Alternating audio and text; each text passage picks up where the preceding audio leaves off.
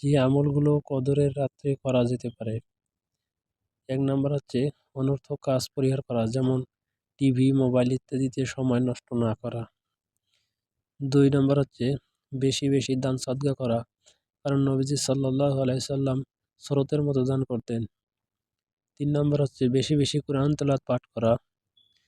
4 নম্বর হচ্ছে বেশি বেশি নফল ও হাজতের নামাজ পড়া। 5 নম্বর হচ্ছে দোয়া ও জিকিরে মগ্ন থাকা।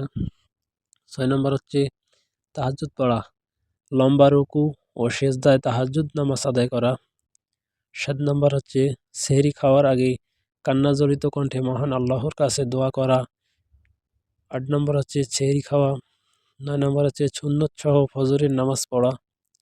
10 নম্বর হচ্ছে সুবহানাল্লাহ, আলহামদুলিল্লাহ, আল্লাহু আকবার সবগুলো কমপক্ষে 100 বার করে পড়া। 11 নম্বর হচ্ছে লা ইলাহা ইল্লাল্লাহু কমপক্ষে 200 বার পড়া।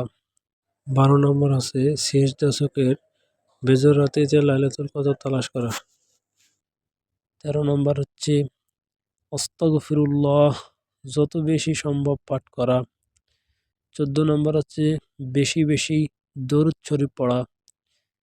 15 নম্বর হচ্ছে সুবহানাল্লাহি ওয়া বিহামদিহি কমপক্ষে 100 বার পড়া।